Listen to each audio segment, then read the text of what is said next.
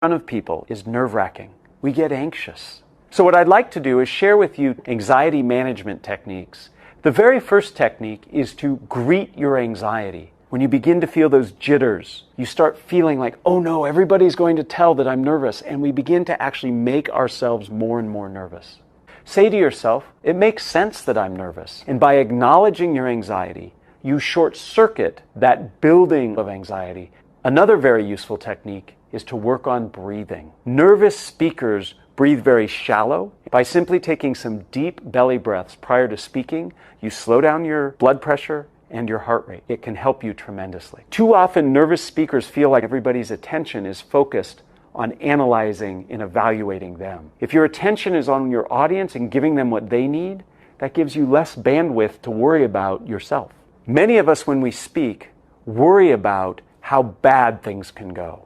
If you expect success, that gives you more of a sense of control and a goal that you will be pleased to try to achieve. Reframing the speaking situation is one of the most powerful tools.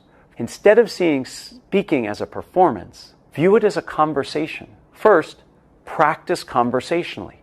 Sit around and converse your presentation with somebody. Second, use conversational language. Nervous speakers say things like, one must consider the ramifications. We don't talk that way. They should say things like, you should consider. Third, use questions. Questions are dialogic. Structure is absolutely critical.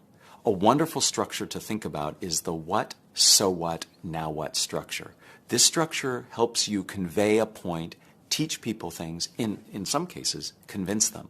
You first start with the what. That is the main point you're trying to get across. The so what explains why it's important, not to you, the communicator, but to the audience. What's the value for them?